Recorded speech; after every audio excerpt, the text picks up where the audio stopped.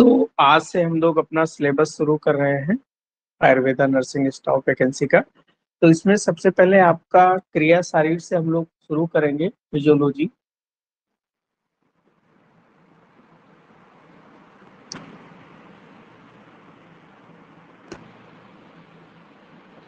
और इसमें सबसे पहले हम लोग बात करेंगे दोष की, क्योंकि दोष जो होते हैं आयुर्वेद में बेसिक कॉन्सेप्ट के अंतर्गत दोष ही सबसे ज्यादा इम्पोर्टेंट होते हैं। दोष को आपने पढ़ा होगा कि इन्हें त्रिस्तंभ भी कहते हैं। वात, पित्त और कफ। लेकिन दोष को हम लोग आचार्य चरक के अनुसार पढ़ेंगे कि दोष उन्होंने दो बताए। एक बताया शारीरिक दोष और दूसरा बताया उन्होंने मानसिक दोष। शारीरिक दोष तीन होते हैं, वात, पित्त और कफ। जबकि मानसिक दोष दो होते हैं, रज और तम। सत्व को मानसिक दोष नहीं मानते हैं, क्योंकि सत्व में कोई विकार नहीं होता है, इसीलिए उसे कोई दोष नहीं माना जाता है। जबकि सत्व, रज, तम, यही ब्रैकेट में एक पॉइंट इंपॉर्टेंट है, मानसिक गुण। मानसिक गुण किसे कहते हैं, या इन्हें ही महागुण भी कहा जाता है। और ये होते हैं सत्व, रज और तम। सत्व, रज, तम को मानसिक गुण या महागुण भी कहते हैं। जबकि मानसिक दोष के बारे में पूछेगा तो केवल रज और तम होते हैं। तो शारीरिक दोष तीन होते हैं और मानसिक दोष दो होते हैं। अगर कभी भी क्वेश्चन पूछा जाए, जैसे क्वेश्चन पूछ लिया जाए कि दोष कितने होते हैं, ऑप्शन रख दिए जाएं 2, 3, 4, 5, तो पहला ऑप्शन क्या सही होगा? पहला ऑप्शन सही होगा कि दोष 5 होते हैं। फिर उसके बाद अगर 5 ऑप्शन ना मिले तो फिर किसको टिक करेंगे? 3 को टिक करेंगे कि दोष 3 होते हैं। 3 ऑप्शन ना मिले तो 2। अगर सारे ऑप्शन मिलेंगे तो दोष कितने होते हैं? 5 होते हैं। शारीरिक 3 और मानसिक 2। शारीरिक दोष की बात करें, शारीरिक दोष वात, पित्त, कफ,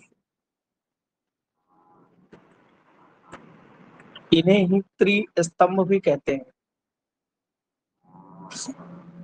आयुर्वेद का त्रिस्तंभ क्या है? वात, पित्त, कफ है। अब यहाँ त्रिस्तंभ आया है तो हम लोग त्रिस्तंभ से संबंधित बहुत सारी चीजें आयुर्वेद में आती है। जैसे बहुत इंपॉर्टेंट है, एक क्वेश्चन 100% आना तय है। ये जितने भी तीन तीन की चीजें लिखा रहे हैं, इससे एक क्वेश्चन 100% आना तय है। एक होता है त्रिस्कंद, या इसी को बोलते हैं त्रिसूत्र। त्रिस्कंद या त्रिसूत्र हेतु, लिंग और औसत को कहते हैं। हेतु, लिंग और औसत को क्या कहते हैं? त्रिसूत्र। हेतु क्या होता है?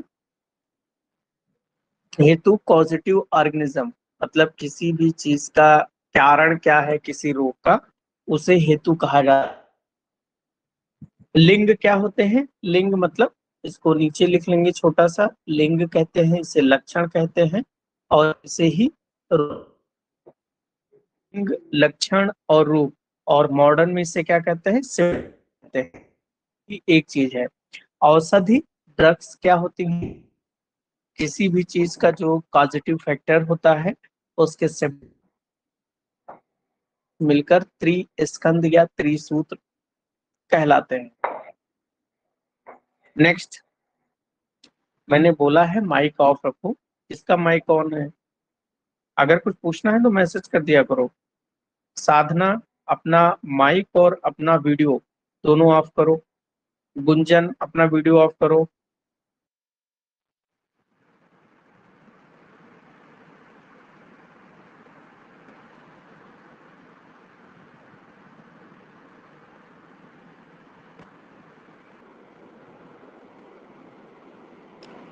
नेक्स्ट, स्कंद त्रय।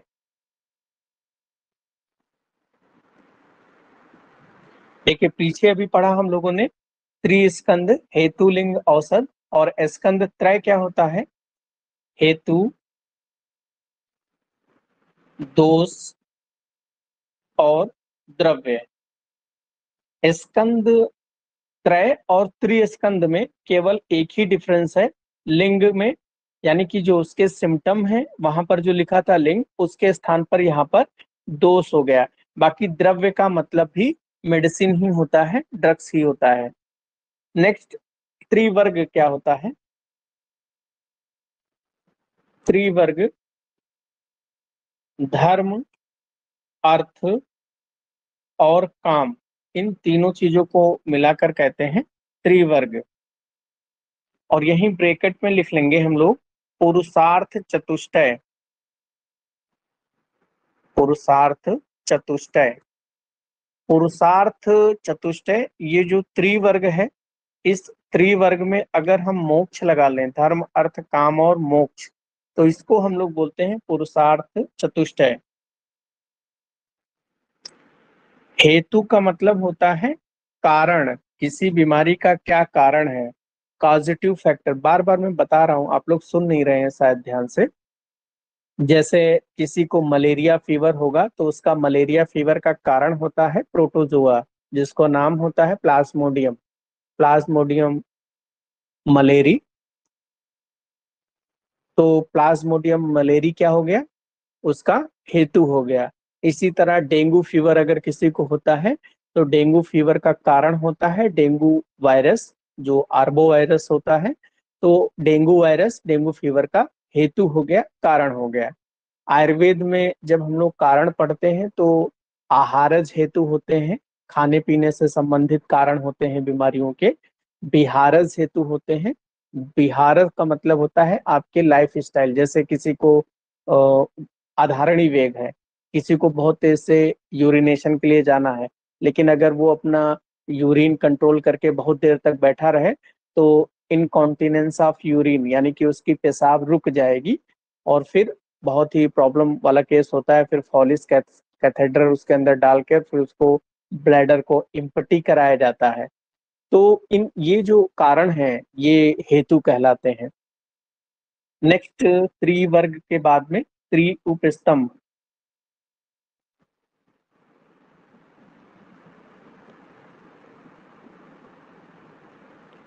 त्रि उपस्तंभ क्या होते हैं? पीछे हम लोग पढ़ के आए थे त्रिस्तंभ। त्रिस्तंभ क्या था? वात पित्त कफ था। और त्रि उपस्तंभ आहार, निद्रा और ब्रह्मचर्य। जबकि यहीं छोटा सा ब्रैकेट में लिख लेंगे कि वाग्भट जी ने ब्रह्मचर्य के स्थान पर अब्रह्मचर्य बताया, क्योंकि उनका कहना था अगर सभी लोग ब्रह्मचर्य का पालन करेंगे तो फिर आगे संतान कैसे पैदा होगी, इसीलिए अब्रह्मचर्य बताया ब्रह्मचर्य के स्थान पर। ये हो गई बात त्रि उपस्तंभ की। नेक्स्ट, त्रिऐषणा।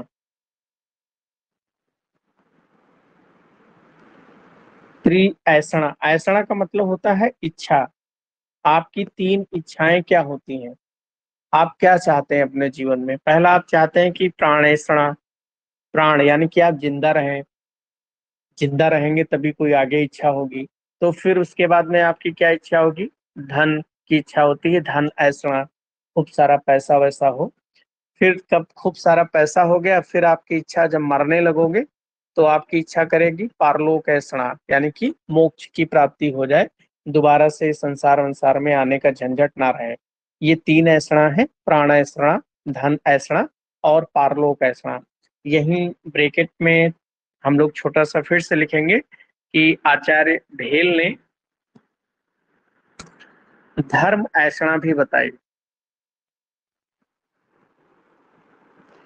ढेल ने चार ऐसणा नहीं बताई, ऐसणा उन्होंने भी तीन ही बताई हैं, केवल धन के स्थान पर धर्म ऐसणा बताया है। तो ये बात हुई त्रि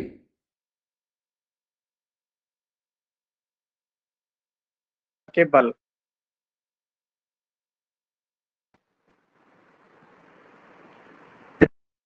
सहज बल, देखिए मैं हर एक वर्ड का मतलब आपको बताऊंगा, बहुत सारी चीजें मैं लिखूंगा नहीं। जब आप नोट्स बनाने लगिएगा तो अपने नॉलेज के अनुसार उसमें छोटा सा लिख लीजिएगा। जैसे मैंने बताया सहज बल क्या होता है। सहज बल वो बल होता है जो इनहेरेंट होता है, यानी कि आपके माता पिता अगर बलवान है, जैसे दारा सिंह है, दारा सिंह थे तो उनका बहुत पहलवान आदमी थे। उनके जो बेटे हैं बिंदु दारा सिंह, वो भी पहलवान लगता है। तो ये सहज बल, सहज मतलब जो आपको जेनेटिक रूप से मिलता है, वो सहज बल कहलाता है। दूसरा है कालज बल। कालज बल मतलब जो ऋतुओं के अनुसार होता है। जैसे अगर बात करें, जाड़े में बल ज्यादा होता है, गर्मी में बल कम हो जाता है। तो ऋतुएं दो प्रकार की बताई गई थी, एक दक्षिणायन और एक उत्तरायण ऋतु। दक्षिणायन ऋतुएं, वो उत्तरायण किसे कहते हैं, जब मकर संक्रांति 14 जनवरी को जब पड़ती है, 14-15 जनवरी के बीच में, तो सूर्य की जो स्थिति होती है वो उत्तरायण की तरफ हो जाती है, यानी कि उत्तरी गोलार्ध की तरफ वो मूव कर जाता है। उसके कारण की सूरज की जो किरणें होती हैं वो सीधी पड़नी शुरू होती हैं, जिसके कारण से उस समय से थोड़ी थोड़ी गर्मी बढ़ने लगती है, और ग्रीष्म ऋतु तक आते आते काफी सारी गर्मी होने लगती है। इस ऋतु में बल धीरे धीरे कम होता जाता है। लेकिन जब वर्षा ऋतु आती है तो सूर्य की स्थिति दक्षिणी गोलार्ध की तरफ होने लगती है। उस समय सूरज की किरणें फिर से थोड़ी तिरछा पड़नी शुरू हो जाती हैं, तो गर्मी धीरे धीरे कम होती है। तो वर्षा से लेकर जो लास्ट में हेमंत ऋतु है, यहाँ पर बल धीरे धीरे बढ़ता जाता है।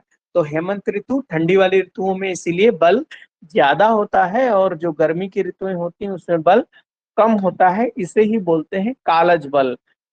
शरीर के परिप्रेक्ष्य में अगर देखा जाए तो हम बाल्यावस्था की फेज से गुजरते हैं, बाल्यावस्था, मध्यमावस्था और वृद्धावस्था।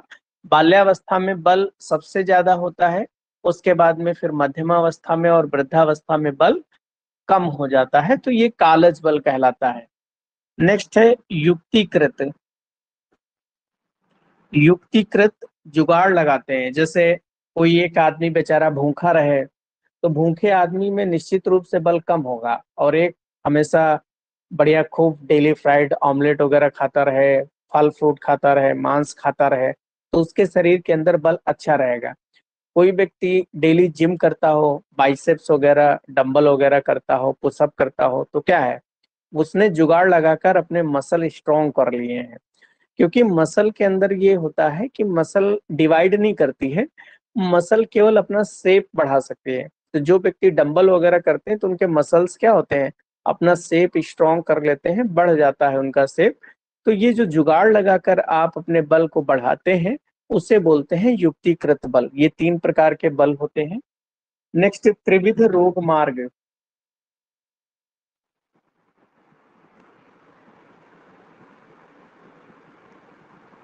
त्रिविध रोग मार्ग, शरीर के अंदर तीन कौन से ऐसे रोग मार्ग हैं, तो नंबर 1 बाह्य रोग मार्ग, दूसरा है मध्यम रोग मार्ग, और तीसरा है पोस्ट, या इसको बोलते हैं आभ्यंतर रोग मार्ग।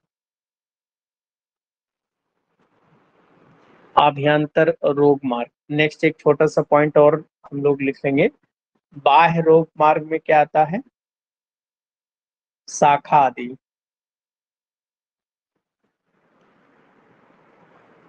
शाखा आदि का मतलब होता है यहाँ पर रक्त आदि जो धातुएं हैं,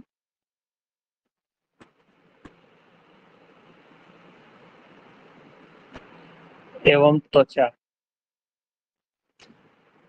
शाखा आदि का मतलब रक्त आदि धातुओं से है, और त्वचा, शाखा मतलब हाथ पैर नहीं, शाखा का मतलब यहाँ पर रक्त आदि धातुएं हैं। दूसरा जो मध्यम रोग मार्ग है, मध्यम रोग मार्ग में मर्म, अस्थि, संधि आदि, ये सारी चीजें आती हैं। मर्म वाइटल पार्ट्स होते हैं, वो स्थान शरीर के जहां पर प्राण स्थित होते हैं, उन्हें मर्म कहा जाता है। आयुर्वेद में 107 मर्म बताए गए हैं। नेक्स्ट है आभ्यंतर। रोग मार्ग। आभ्यंतर रोग मार्ग में ओष्ठ आता है। ओष्ठ मतलब पेट वाला जो एरिया होता है, इसको बोलते हैं आमाशय, पक्वाशय, मध्य।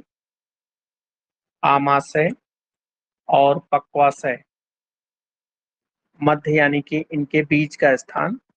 आमाशय, पक्वाशय। आमाशय बोलते हैं स्टमक को, पक्वाशय बोलते हैं रेक्टम या डिसेंडिंग कोलन को।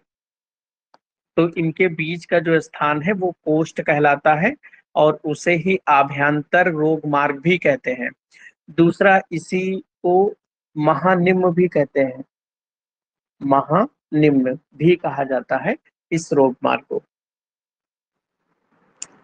नेक्स्ट है त्रिविध औषधि। त्रिविध औषधि किसे कहते हैं? तीन प्रकार की औषधियां, दैव व्यापाश्रय,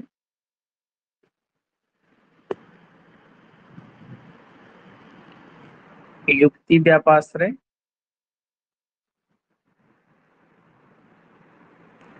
और सत्वजय। दैव व्यापाश्रय, जैसे आप लोग अपने हाथ में अंगूठी, कई सारे आप लोग होंगे जो अपने हाथ में कोई कछुआ पहनता है, तो कोई मूंगा पहनता है। तो ये डेट ऑल द थिंग्स जो हैं ये दैव व्यापाश्रय चिकित्सा के अंतर्गत आती हैं। दैव व्यापाश्रय चिकित्सा में मंत्र, मणि, औषध, बलि, उपहार, होम, नियम, प्रायश्चित, ये सारी चीजें आती हैं। जबकि युक्ति व्यापाश्रय चिकित्सा में जो जुगाड़ लगाते हैं, जैसे कोई बुखार का पेशेंट आपके पास में आया तो आपने तुरंत उसको पैरासीटामोल दे दिया, तो ये युक्ति व्यापाश्रय चिकित्सा कहलाती है। सत्वजय, सत्व यानी कि मन की जो चिकित्सा की जाती है, और मन की चिकित्सा आप लोग धारणा, ध्यान, समाधि, ये सारी चीजें जो करते हैं, योग वगैरह करते हैं, ये सारी चीजें सत्वजय चिकित्सा के अंतर्गत आती हैं। तो हम लोग बात कर रहे थे त्रिस्तंभ की, और तीन तीन से संबंधित कुछ इंपॉर्टेंट पॉइंट्स थे, उनको हमने देखा। नेक्स्ट हम लोग बात करेंगे दोष के बारे में। दोष हमने तीन पढ़े, वात, पित्त और कफ। सबसे पहले हम तीनों की निरुक्ति के बारे में बात करेंगे।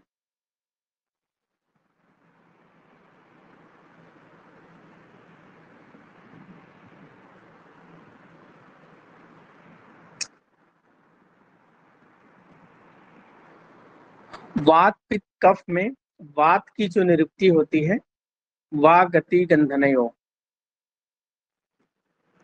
वा गति गंधनयो, ये सुश्रुत द्वारा बताई गई। जैसे आपके लेवल पे क्वेश्चन पूछा जा सकता है, जैसे ये लिखा जाए वा गति गंधनयो, ये किससे संबंधित है, नीचे ऑप्शन दे दिया जाए वात, पित्त, कफ, त्रिदोष, तो आपको वहां पर क्या टिक करना है? वहां पर आपको वात टिक करना है। इसका मतलब भी हम लोग जान लें कि वा गति गंधनयो में क्या मतलब है। तो इसमें गति का जो मतलब होता है वो चार चीजें गति से मतलब होती हैं। गति चार चीजों में इस्तेमाल किया जाता है। गति मतलब गमन, कोई चीज चल रही हो, या ज्ञान का मतलब भी गति होता है। जैसे आप लोग अभी पढ़ रहे हैं तो 0 से लेकर 100 तक आपको चलना है, तो ये भी एक तरीके से गति ही है। प्राप्ति, और जब आपको ज्ञान हो जाएगा तो आपको नौकरी मिल जाएगी, वो आपकी प्राप्ति होगी। और जब नौकरी मिल जाएगी तो पैसे वैसे आएंगे, अच्छे से खाए पिएंगे, स्वस्थ रहेंगे। स्वस्थ रहेंगे तो भगवान को भी याद करेंगे, तपस्या वपस्या भी कर लोगे, थोड़ा सा दान धर्म कर लोगे, तो आपको मोक्ष की प्राप्ति हो जाएगी। तो गति से शब्द से मतलब ज्ञान, गमन, प्राप्ति और मोक्ष होता है। दूसरा शब्द यहाँ लिखा है गंधन। गंधन का मतलब यहाँ पर होता है उत्साह, हिंसन, सूचन। तो यहाँ पर केवल हिंसन शब्द जो है ये वात के संबंध में प्रयोग किया जा सकता है, क्योंकि वात जब पूरे शरीर में कभी भी प्रकोप हो जाता है तो उस समय शरीर में दर्द होता है। और हिंसन का मतलब भी क्या होता है? पीड़ा, दर्द होना। तो वायु जब प्रकोपित होगी तो शरीर के अंदर दर्द होंगे। तो ये सारे पॉइंट अगर हम देखें तो अपने शरीर में जो नर्वस सिस्टम है उससे हम बात को कोरिलेट कर सकते हैं नर्वस सिस्टम से। पित्त क्या होता है? पित्त की निरुक्ति में बताया गया है तप संतापे।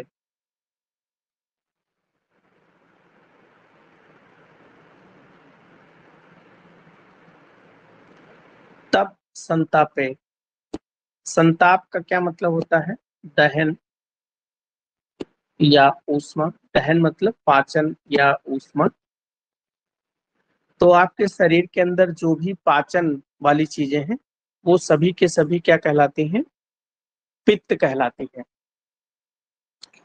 तो पाचन अगर देखें तो बॉडी के अंदर जितने भी एंजाइमेटिक एक्शन है,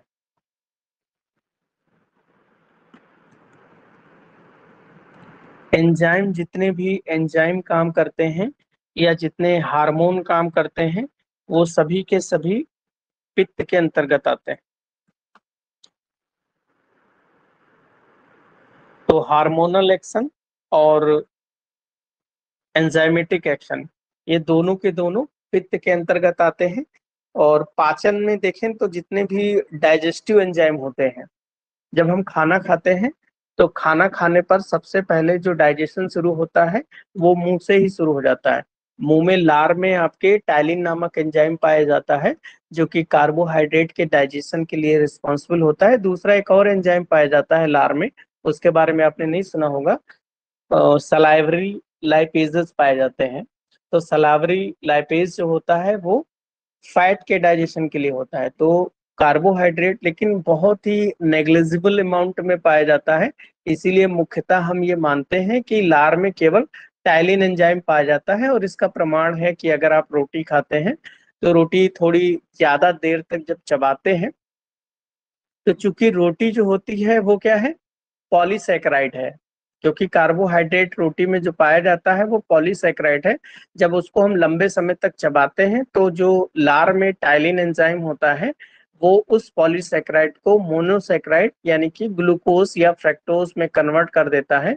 और ग्लूकोज कैसा होता है? मीठा होता है, इसलिए हमको चीजें मीठी लगने लगती हैं। तो ये सारी एंजाइम के जो प्रॉपर वर्क हैं ये सभी के सभी आयुर्वेद में पित्त के अंतर्गत बताए गए हैं। वैसे अगर पित्त में हम गुण की बात करें, यहाँ पर एक पॉइंट और लिख लेना। पित्त में गुण होता है सत्व गुण। और महाभूत अगर हम देखें पित्त में इंपॉर्टेंट पॉइंट है तो अग्नि महाभूत प्रधान होता है, अग्नि या तेजस।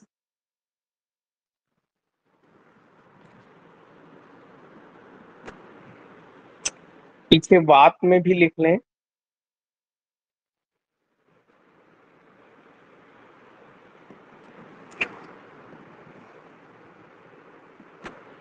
वात में जो गुण होता है वो रजोगुण बहुल होता है।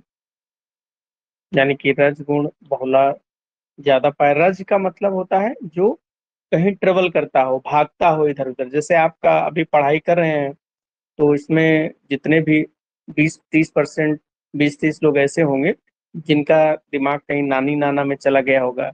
कुछ लोग ऐसे होंगे जिनका दिमाग होगा कि नई मूवी कौन आएगी, क्या देखना है।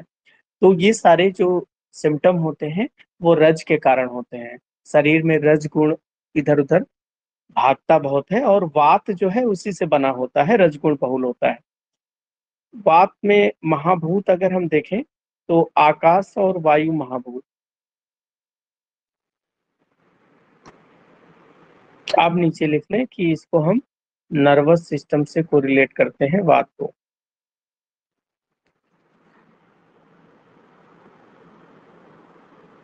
कफ के बारे में, कफ क्या है? श्लीष आलिंगने।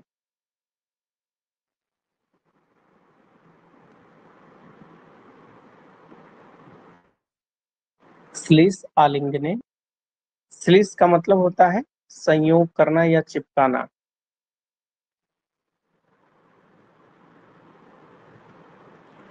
दो सिल आपस में जुड़ी होती हैं तो उनके प्रॉपर फंक्शंस के लिए कफ रिस्पॉन्सिबल होता है। यानी कि जब दो चीजें आपस में कोऑर्डिनेट करती हैं, जैसे आपके घर में ही अगर आपको 100 रुपए मिले और आपसे कहा जाए कि मार्केट से जाके ये सामान ले आइए, तो आप 100 रुपए में जाके वो सामान लेंगे, फिर आपको लगेगा इतने पैसे बच रहे हैं, घर में इसकी भी जरूरत है, तो आप चाहिए। तो ये जो कोऑर्डिनेशन आप कर रहे हैं वो काम कफ का होता है। तो कफ एक सेल का दूसरे सेल से कोऑर्डिनेशन करके रखता है, उसको आपस में चिपका के रखता है। कफ को बलास भी कहते हैं, तो ऊपर बलास भी लिख लेंगे। कफ में अगर हम गुण की बात करें तो कफ जो है तमोगुण बहुल होता है। तमोगुण का मतलब, जैसे आप लोग के समय में एक सीरियल आता रहा होगा शक्तिमान। शक्तिमान में एक तमराज किल्बिस हुआ करते थे, वो हमेशा अंधेरा कायम रखाते थे, अंधेरा कायम रहे। तो वो जो अंधेरा कायम रहता था क्योंकि उनके अंदर भी तम गुण ज्यादा था। तम का मतलब अंधकार। तो जो भी जितनी भी बुराई वाली चीजें, जैसे कोई व्यक्ति दिन भर सोता रहता है, तो या उसका बहुत ज्यादा मांस मछली खाने का मन करता हो, तो ऐसे व्यक्ति के अंदर तम गुण ज्यादा होता है। उसी तम गुण के कारण वो दिन भर सोता रहेगा। दूसरा, अगर हम कफ में महाभूत की बात करें तो कफ में जल और पृथ्वी महाभूत प्रधान होते हैं। जल और पृथ्वी महाभूत प्रधान होते हैं। चलो इन तीनों को थोड़ा सा इंटरेस्टिंग बना के सीखते हैं कि वात पित्त कफ क्या होता है। ये आपके सिलेबस से थोड़ा बाहर की चीज है, मे भी आपको मेन एग्जाम में काम आए लिखने के लिए। बात करते हैं, हम आयुर्वेद में हमेशा ये सोचते रहते हैं कि क्या ही वात है, क्या पित्त है, क्या कफ है। आधा दिमाग इसी में खराब होता है। जैसे ये कोई सेल्स हैं, सेल्स, जब बहुत सारी सेम ग्रुप ऑफ सेल मिलती हैं तो ये बनाती हैं टिश्यू। देन सेम ग्रुप के जब टिश्यू मिलते हैं तो ये निर्माण करते हैं आर्गन का। ठीक है। और सेल कैसे बनती है? स्पर्म और ओवा जब मिलता है, जब उसके बाद में जाइगोट बनता है, जाइगोट बनने के बाद में फिर मारुला स्टेज, फिर ब्लास्टुला स्टेज, उसके बाद में फिर एम्ब्रियो का निर्माण होता है और एम्ब्रियो के बाद में फिर फीटस बनता है। तो वहां से फर्स्ट सेल जाइगोट कहलाती है। तो इस तरीके से हमारा बॉडी निर्माण होता है। जब कोई भी व्यक्ति हो या कोई भी सेल हो, सेल के अंदर बहुत सारे ऑर्गेनेल्स होते हैं। जैसे अगर एक सेल के अंदर देखा जाए तो यहाँ पर न्यूक्लियस भी होता है। इसके अलावा यहाँ पर आपने देखा होगा माइटोकांडिया होता है, गोल्जी बॉडी होता है, आरएनए है, डीएनए है, सो मेनी थिंग्स। बहुत सारी से साइटोप्लाज्म होता है। ये सारे कहाँ होते हैं? सेल के अंदर होते हैं। एक सेल को काम करने के लिए क्या चाहिए? तो उसको सबसे महत्वपूर्ण है एनर्जी चाहिए। किसी भी सेल को काम करने के लिए एनर्जी चाहिए। और वो एनर्जी कहाँ मिलेगी उसे? ग्लूकोज से मिलती है। ग्लूकोज ही क्या है? न्यूट्रिशनल पार्टिकल है। बिना ग्लूकोज के उसे एनर्जी नहीं मिलेगी। ग्लूकोज कैसे एनर्जी देगा? तो ग्लूकोज में जब ऑक्सीजन मिलता है, ऑक्सीजन क्या है? जलने में सहायक होता है, किसी भी पार्टिकल को जलाने। जैसे अगर हवा चल रही है, इसका सिंपल सा एक एक्सपेरिमेंट है कि एक दीपक जलाइए। दीपक जलाने के बाद में बंद ग्लास उसके ऊपर डाल दीजिए, बंद ग्लास रख दीजिए, चारों तरफ से हवा ना आती हो, तो दीपक कुछ देर तो जलेगा, फिर उसके बाद में बुझ जाता है क्योंकि उसके अंदर ऑक्सीजन खत्म हो जाती है, इस कारण से बुझ जाता है। तो वैसे ही आपके बॉडी के अंदर भी ऑक्सीजन करता है, ग्लूकोज से मिलता है और ग्लूकोज को जलाने का काम करता है। इसके कारण से ग्लूकोज मॉलिक्यूल कार्बन डाइऑक्साइड और वाटर में जलता है और साथ ही साथ में 38 एटीपी आपको देता है। ये एटीपी एनर्जी के रूप में कंज्यूम होता है। ये एनर्जी क्या करेगी? फिर अमाइनो एसिड वगैरह आते हैं, फैट वगैरह आते हैं, जिससे प्रोटीन का निर्माण होता है और प्रोटीन आपके सेल का बहुत सारी बातें हैं उससे आपका मिलता है। लेकिन यहाँ पर ये जो जलने का काम है, ये जलने का काम किसी न किसी एंजाइम के प्रेजेंस में होता है और यही कहलाता है हमारे शरीर में अग्नि या पित्त। यही क्या है, पित्त है। एक सेल के अंदर अगर हम देखें तो जो एंजाइम ऐसा काम कराता है वो पित्त है। ये एनर्जी जो यहाँ पर मिली ये क्या है, अग्नि है। कई बार आपको कंफ्यूजन होगा कि पित्त क्या है और अग्नि क्या है। अक्सर लोगों को लगता है कि दोनों एक ही चीज है, एक ही नहीं है। पित्त बड़ा शब्द है। पित्त के जो अभी गुण मैं पढ़ाऊंगा पित्त के बारे में, तो उसके बताऊंगा कि उष्ण होता है। उष्ण गुण अग्नि के कारण से होता है। तो पित्त के अंदर पाया जाने वाला एक, दूसरी ये तो बात हुई पित्त की, लेकिन ये जो ऑक्सीजन है, ये ऑक्सीजन आपको सेल तक कैसे आएगा, by the process of respiration. अगर आप रेस्पायरेशन की बात करें, रेस्पायरेशन कब शुरू होता है? रेस्पायरेशन शुरू होता है जब आपके शरीर में कार्बन डाइऑक्साइड बढ़ती है, तो बाइकार्बोनेट बनता है। वो आपके ब्रेन को जाता है। ब्रेन में जो आपका छोटा दिमाग होता है, जिसको कहते हैं ना पीछे की तरफ होता है, वो ब्रेन मेडुला ऑब्लोंगाटा कहलाता है। वहां पर रेस्पायरेटरी सेंटर होता है। वो रेस्पायरेटरी सेंटर ये पता करता है कि हाँ आपके ब्लड में कार्बन डाइऑक्साइड ज्यादा है। वो आपके लंग्स को एक्टिव करता है। लंग्स को एक्टिव करेगा तो आप सांस लेंगे, ऑक्सीजन आपका आएगा। तो ये जो लंग्स को एक्टिव करता है वो किसी केमिकल को भेज के ही करता होगा। तो ये नर्वस सिस्टम जो है, यही बात है।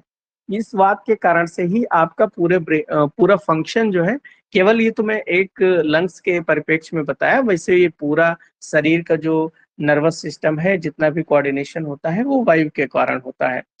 कफ क्या है? जैसे इस एक सेल है, एक सेल का दूसरे सेल से कोई ना कोई कोऑर्डिनेशन, कोई ना कोई पदार्थ ऐसे होंगे जो ब्लड से आएंगे, यहाँ पर भी जाएंगे, यहाँ पर भी जाएंगे, आगे के सेल भी जाएंगी, क्योंकि एक सेल दूसरी सेल से कंबाइन करता है। दूसरा एक बहुत ही महत्वपूर्ण चीज होती है, हर एक सेल के बाहर एक फ्लूइड होता है जिसको हम बोलते हैं ईसीएफ, और सेल के अंदर जो फ्लूइड होता है उसको बोलते हैं आईसीएफ। ईसीएफ भी क्या है, कफ। देखो, शरीर के अंदर कोई भी एंजाइम, एंजाइम क्या होते हैं, सॉलिड होते हैं, यानी कि ठोस होते हैं।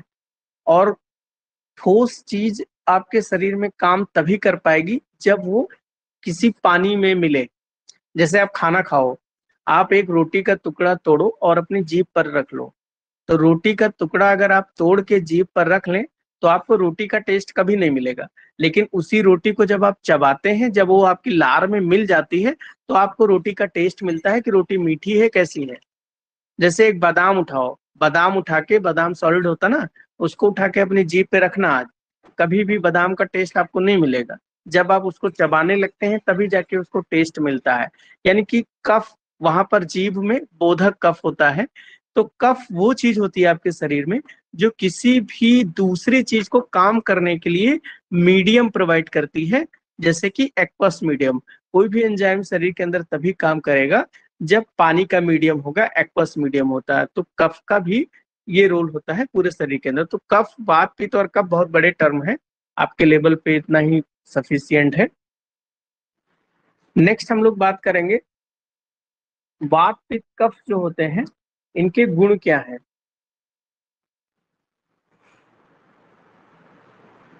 और 100% एक क्वेश्चन इससे भी आना तय है। वात, पित्त और कफ।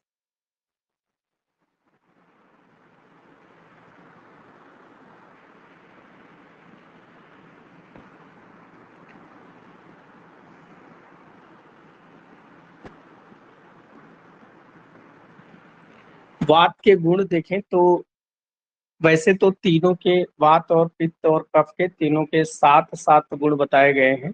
आचार्य चरक के ही स्टैंडर्ड है और यही पूछा भी जाना है। जिसमें वात के गुण देखें तो रूक्षो, रूक्षा, शीतो, लघु, सूक्ष्म, चल, विशद, और खर। देखिए एग्जाम में क्वेश्चन ये भी पूछा जा सकता है कि इस तरह से लिखे हो वृक्षो शीतो लघु, एक वर्ड बीच में गायब कर दें। जैसे अगर बीच में गायब कर दें, ये लघु गायब कर दिया, फिर आपसे पूछे कि fill in the blank, blank मतलब खाली स्थान को भरें, तो नीचे चार ऑप्शन लिखे हों। चार ऑप्शन में कम से कम आपको ये तो पहचान लेना है कि इसमें बात का ही गुण बताया जा रहा है। तो वात के 7 गुण क्या क्या हो जाएंगे? रुक्षता यानी खुरदरापन जो होता है, शीतलता, ठंडी चीज को शीतल कहते हैं, लघु, हवा वैसे भी बहुत हल्की होती है, सूक्ष्म, हवा बहुत ही छोटे स्थान में भी अंदर प्रवेश कर जाएगा, चल, वायु का गुण ही होता है, हमेशा चलती फिरती रहती है, विशद का मतलब होता है चिकना, और खर, खुरदुरा। तो ये 7 गुण जो होते हैं ये वात के होते हैं। पित्त के 7 गुण कौन से होते हैं? तो सा स्नेह, उष्णम, तीक्ष्णम, च, द्रव अम्लम, सरम कटु। तो 7 गुण पित्त क्या क्या है? स्नेह, स्नेह मतलब तैलीय चिकना जो होता है, उष्ण, तो पित्त गर्म होता है, उष्ण है, यही अग्नि गुण भी होता है, तीक्ष्ण, तेज होता है, द्रव, लिक्विड के रूप में होता है, अम्ल, अम्ल मतलब एसिडिक जो होता है, सर, चलने वाला, और कटु, कटु मतलब कड़वा। तो ये 7 गुण किसके होते हैं? पित्त के होते हैं। लेकिन यहाँ एक और इम्पोर्टेंट बात ब्रैकेट में लिख लीजिए, सुश्रुत ने पित्त का रस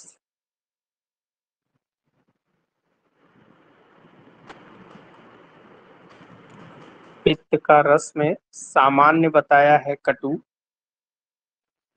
और विदग्ध अवस्था में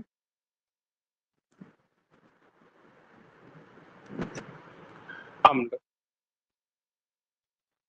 इंपॉर्टेंट पॉइंट है कि सुश्रुत ने पित्त का जो रस बताया है सामान्य अवस्था में कटु होता है, और जब वो विदग्ध, विदग्ध मतलब विकृति आ जाए या उसमें खराबी आ जाए तो अम्ल हो जाता है। जैसे आप लोग देखिए कभी कई बार खाना अगर बहुत ज्यादा उल्टा सीधा खा लो, पार्टी वगैरह ज्यादा कर लो, तो गले में जलन वगैरह होने लगती है, कार्डियक बर्न जिसको बोलते हैं, खट्टी डकार आने लगती है, जी मितलाने लगता है, भूख नहीं लगती है। तो वही चीज सुश्रुत ने बताया कि उस समय जो पित्त है उसका अम्लता यानी कि एसिडिक नेचर बढ़ जाता है, इसीलिए इसको मॉडर्न साइंस वाले हाइपर एसिडिटी के रूप में लिखते हैं। जबकि चरक ने क्या किया, 7 गुण में अम्ल और कटु दोनों बताए हैं, उन्होंने विदग्ध और नॉर्मल का कोई ऐसा भेद नहीं किया। नेक्स्ट, कफ के 7 गुण कौन से हैं? तो गुरु, शीत, मृदु, स्निग्ध, गुरु, शीत, मृदु, स्निग्ध, मधुर, स्थिर, पिच्छल, मधुर, स्थिर, पिछला। ये 7 गुण, गुरु मानी भारी, शीत ठंडा, मृदु मुलायम, स्निग्ध चिकना जैसे होता है स्निग्ध, मधुर मीठा, और स्थिर, और पिछल मतलब चिपचिपा।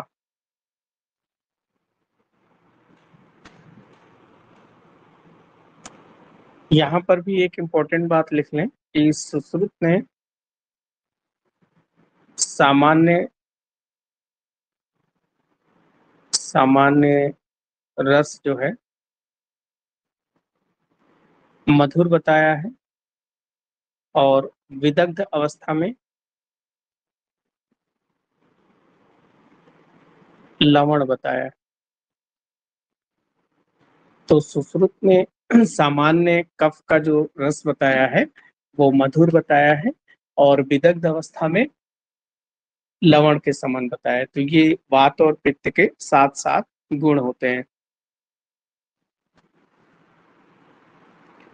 नेक्स्ट, इनके स्थान क्या है?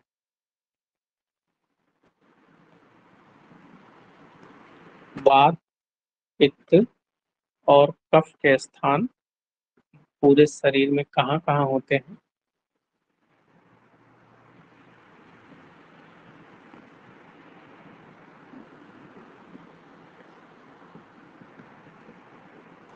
वात के स्थान में बस्ती, पुरीसा, धानम, कटी।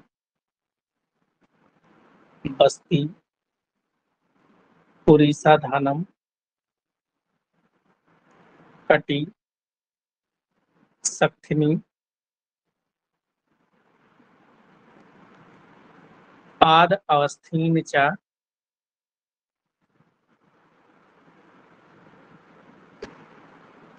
पक्वाशयस्य, वात स्थानानि,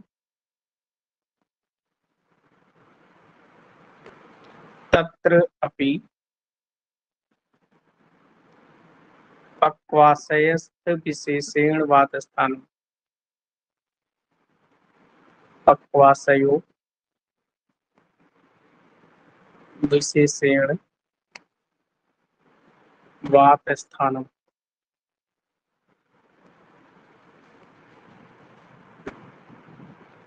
तो वात के स्थान में बस्ती, बस्ती मतलब यूराइनरी ब्लैडर जो होता है, ब्लैडर, यूनाइरली ब्लैडर। उड़ीसा धान, उड़ीसा धान रेक्टम को बोलते हैं। सक्थिनी, सक्थी बोलते हैं थाई को। पाद मतलब पैर, और पक्वाशय,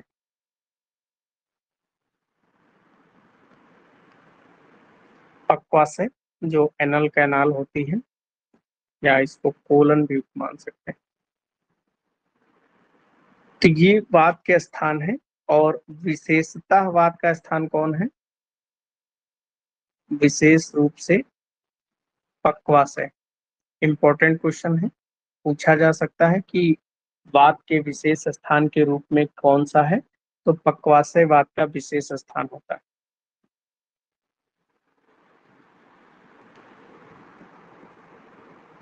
पित्त के स्थान में देखें तो स्वेदो रसो लसिका, स्वेदो रसो लसिका, रुधिर, आमाशय,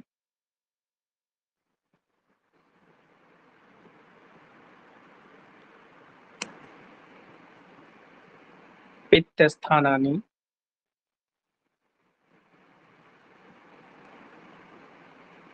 तत्र अप्य, तत्र अपि, तत्र और दो शब्द हैं इसमें, तत्र और अपि। अपि मतलब भी। तो इनमें भी क्या है? आमाशयो विशेषेण पित्त स्थानम, पित्त स्थानम। तो पित्त के स्थान के रूप में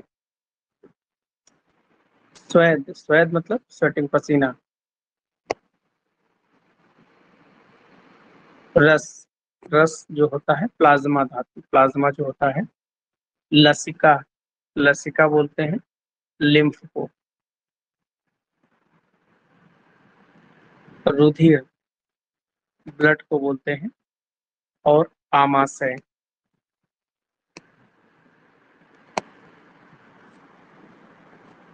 तो ये क्या है?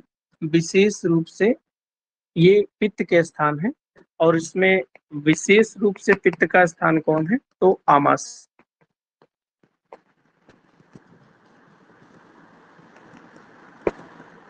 विशेष रूप से आमाशय यानी कि स्टमक जो है वो पित्त का स्थान है।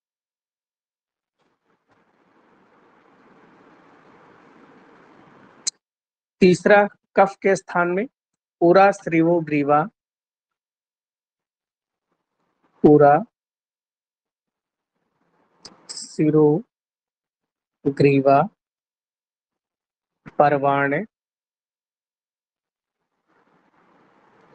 आमाशयो मेदस्य श्लेष्मा स्थानम, श्लेष्मा स्थानानि तत्र अपे तत्रापि पुरो विशेषेण श्लेष्मा स्थानम।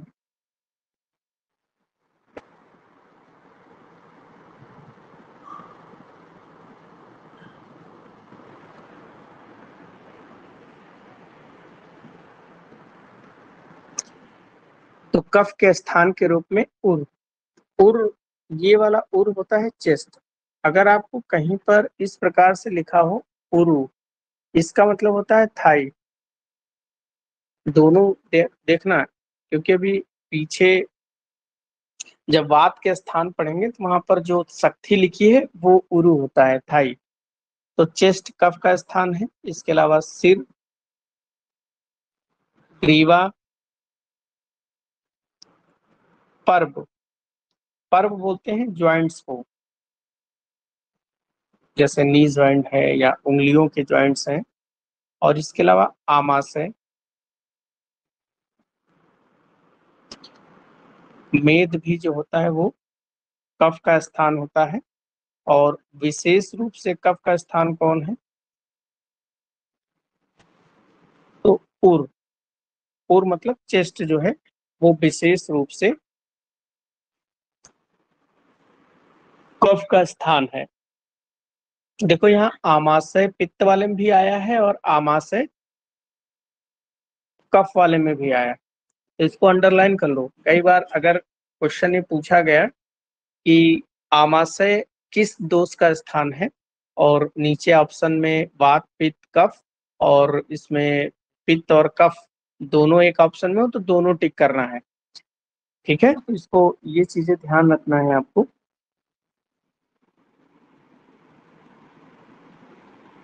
नेक्स्ट है कर्म।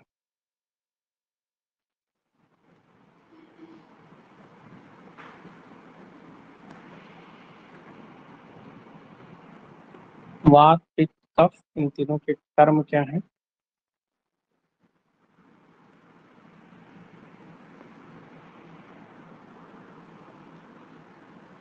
यहाँ लिखो चरक सूत्र स्थान,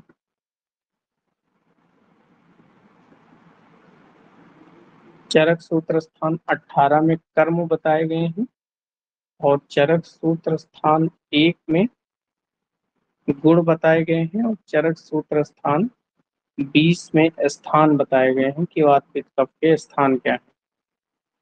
कर्म के बारे में देखें तो उत्साहो,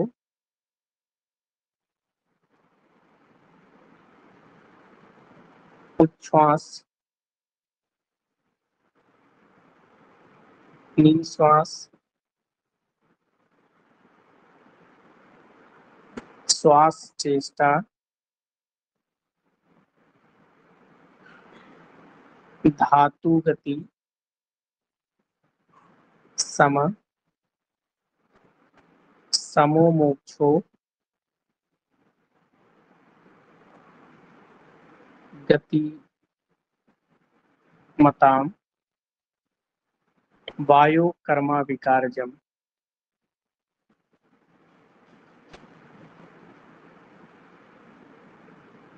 वायो कर्मा विकारजम। तो वात के कर्म में उत्साह यानी कि कॉन्फिडेंस, उत्साह आपके अंदर कितना है। दूसरा उच्छ्वास, उच्छ्वास कहते हैं एक्सपायरेशन को, जब आप सांस छोड़ते हैं तो उसे उच्छ्वास कहते हैं। तीसरा है निश्वास, निश्वास का मतलब होता है सांस अंदर की तरफ लेना, इंस्पायरेशन। नेक्स्ट है चेष्टा, यानी कि मूवमेंट आपके जो होते हैं। धातु, गति को सम रखना, धातुओं की गति को सम रखना। मोक्ष, मोक्ष का मतलब यहाँ पर मरने से नहीं है। मोक्ष का मतलब यहाँ पर बाहर निकालना। किसको बाहर निकालेगा? तो पुरीस यानी कि फीकस मैटर को, मूत्र को, शुक्र को, आर्तों को और गर्भ को, इतनी चीजों को वायु बाहर निकालता है मोक्ष। तो ये वायु के कर्म है। पित्त के कर्म क्या क्या है? तो दर्शनम, पंक्ति, दर्शनम, पंक्ति, ऊष्मा, चा, क्षुत तृष्णा, देह मार्दवम, प्रभा प्रसाद, प्रभा प्रसादु, मेधा, क्या, पित्त कर्मा विकारजम, पित्त कर्मा विकारजम। तो पित्त का काम होता है दर्शन, दर्शन मतलब देखना। नेत्रों में जब हम लोग पित्त के भेद की बात करेंगे तो वहां पर एक आलोचक पित्त होता है जो नेत्रों में रहता है, वो देखने का काम करता है। दूसरा है पंक्ति, पंक्ति मतलब पचाना या जिसको आप डाइजेशन कहते हैं।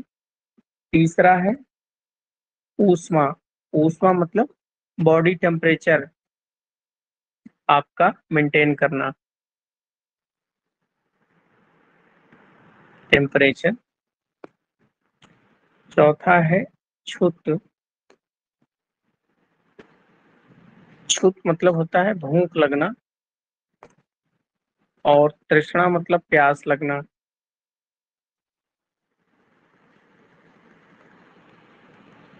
देह मार्दव यानी कि शरीर का मुलायम रहना।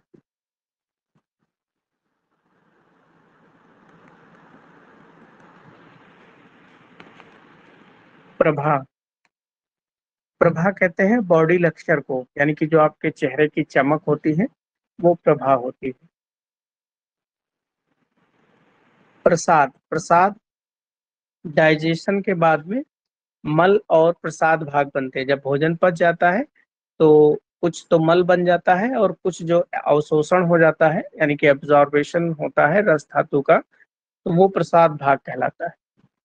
और मेधा, मेधा मतलब बुद्धि जो होती है, ये काम पित्त के होते हैं।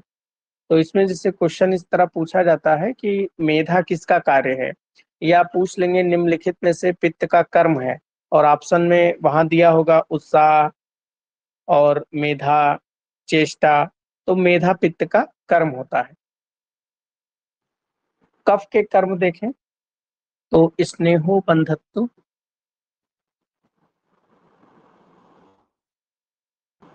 स्नेहो, जिसको वीडियो नहीं दिख रहा है वो लेफ्ट होके दोबारा ज्वाइन करे तो वीडियो उसको दिख जाएगा। जिनको दिख रहा है वो देखते रहे, जिनको नहीं दिख रहा है तो लेफ्ट होके ज्वाइन करें। स्नेहो बंधु, स्थिरत्वम, चा गौरव, ब्रसता,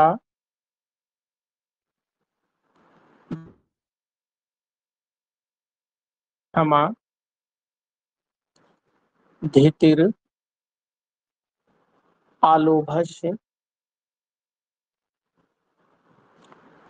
कफ कर्मा विकारजम।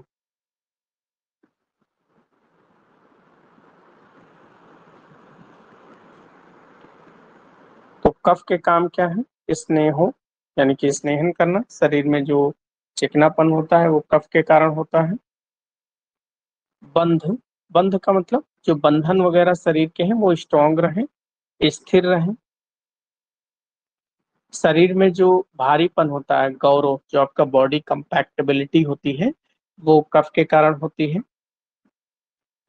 ब्रसता, यानी कि बल आपका जो होता है, मैथुन शक्ति जो होती है, वो कफ के कारण होता है। क्षमा, किसी को माफ कर देना, ये आपके अंदर कफ अगर अच्छा है तो माफ कर देंगे। धृति, धृति भी मेमोरी को कहते हैं। और आलोभस्य, आलोभ का मतलब लालच ना करना। तो ये कफ के सारे कार्य होते हैं। तो वात, पित्त और कफ तीनों के स्थान, गुण और कर्म, ये तीनों बहुत इंपॉर्टेंट है। और 100% ये मानिए कि इससे 2 क्वेश्चन पूछे जाने तय हैं। नेक्स्ट इनके भेद, वात पित्त कफ के 5-5 भेद हैं, उनके स्थान, उनके काम क्या हैं, ये हम लोग नेक्स्ट टर्म पे पढ़ेंगे। आज इतना ही।